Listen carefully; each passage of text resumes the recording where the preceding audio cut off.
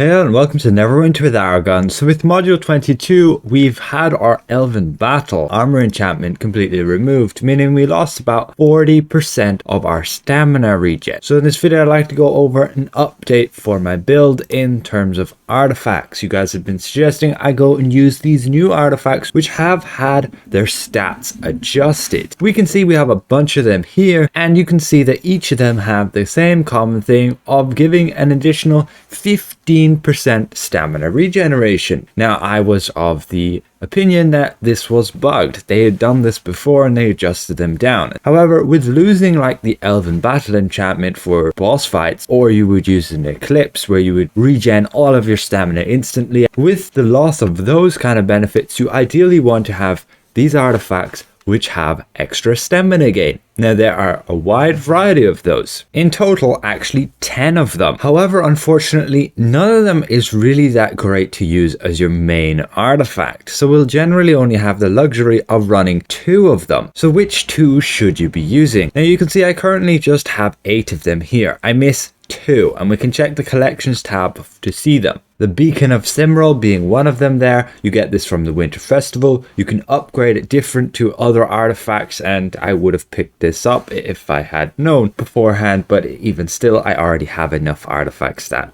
I don't particularly need to, but you could wait till next year and try pick this up. And you can see 15% stamina regen, and then also has the benefit of spewing out these lanterns, which you can pick up for extra power along with healing you. And the last one is the Sigil of the Warlock here. Again, upgraded to Mythic, 15% stamina regen, and it has that ability to hit enemies and also heal you. Now, there is another unique artifact here, which is the Illusionist's Mask, and I don't have it fully upgraded because I can't right now. You need to have the Masquerade of Liars event to actually get this upgraded. But again, in the collections, we can have a look at it here. The Illusionist's Mask, you get that to Legendary, and that gives you, again, 15% stamina regen. And on Legendary, weirdly enough, it gives the same amount of item level, 600, as any of these other mythic artifacts, as you can see here. So that's great. It works competitively then on Legendary as all other artifacts. You can trade that in and get this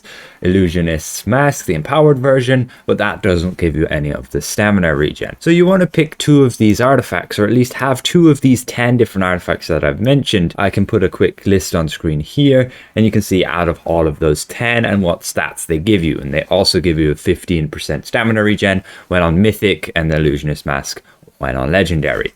So we would slot in at least 2 of those stamina regen artifacts. Now, previously, before module 22 came about, I was using Storyteller Journals, mainly using them for the extra ability score bonus along with the additional hit on a critical hit, because that would help with my aggro generation. However, at this point, they've become outdated, and you could very well use new artifacts like the Jewel of the North, the Neverwinter Standard, and also the Demogorgon Arty, even the Mytholite artifact, just for high item level. Again, item level won't benefit you, however, in scaled content, other than negatively impacting you by reducing your stats. Now, you can see these bunch of artifacts here. Which ones would I recommend?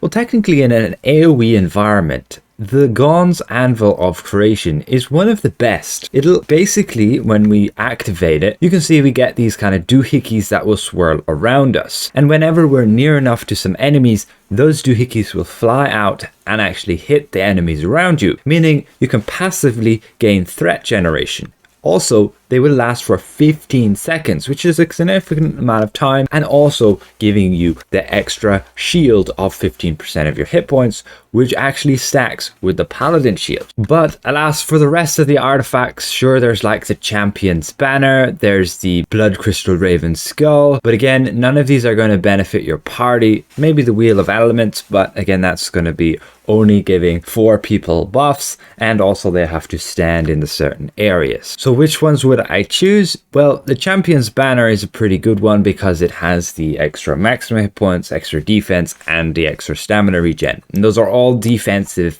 benefits. And if again you look at this list, you can see the other benefits that the other artifacts will give you. They all have like 1 offensive and 1 defensive stat. So then it doesn't particularly matter from there.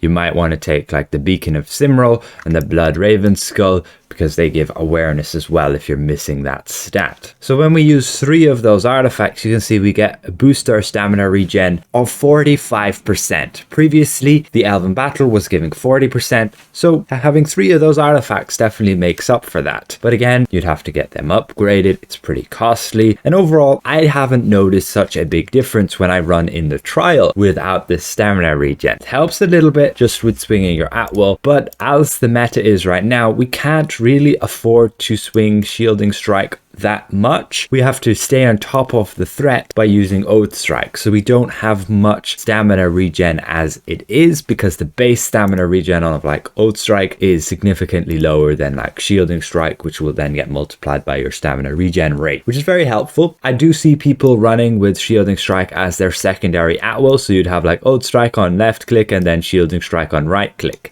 and you can switch between the two when you need to. Let's say you don't need to hold aggro, then you could be using Shielding Strike. I just find it really hard not to have the utility of our Radiant Slam to basically close the gap between my enemy nice and quickly. But if you're good at switching, you can also switch to like Shielding Strike here. And unfortunately, there is a 10-second cooldown though when you're in combat. Now, 45% stamina regen, we're at 51%, is nowhere near the max. You can get that over 100%. It just means that your rate of stamina gain, so let's say it normally would take you 20 seconds to gain all of your stamina back. Well, now if you have 100% stamina gain, you basically reduce that by a half. So that's pretty great. And there are definitely lots of sources of stamina regen out there. Like you could stack up the strength ability score. You could stack jewels on your rings and your neck and waist. They give you 2.2%. You could use the boon here for another 4%. You could use a mount bonus here, equip power,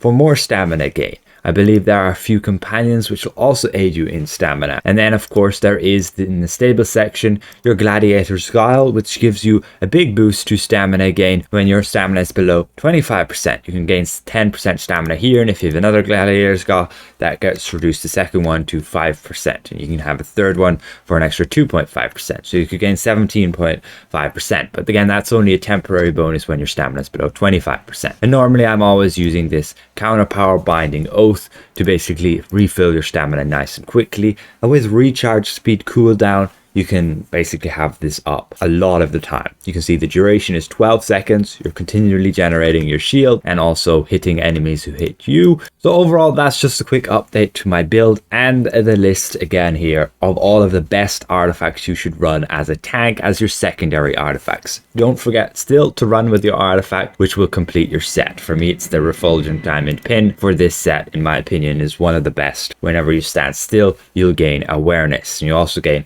a threat regeneration buff as well, which people say don't work. But on top of that, you also reduce the damage you take by 5%. And a lot of the time in boss fights, you are standing still. You're just sitting there tanking hits and hitting the boss, and you don't generally move around a whole lot. There are times when you do, of course, and that's when the set becomes a little pointless. But if you're not moving around all the time, you can still gain a pretty neat benefit from it. So overall, hopefully this was somewhat helps you tanks out there. What artifacts you should be using? No, you shouldn't be running the Storyteller Journals anymore. They are still pretty neat, especially when you're running in AoE and you just want to get that extra hit whenever you crit. But since we don't stack many offensive stats, our base damage is generally lower. You're not really going to notice a big difference between running them or not running them. You're better off just with having those stamina regen ones. So with that said, hopefully I presented this well. If I did, consider giving the video a like. If you're new around here, consider subscribing. I'll see you guys around. Goodbye for now.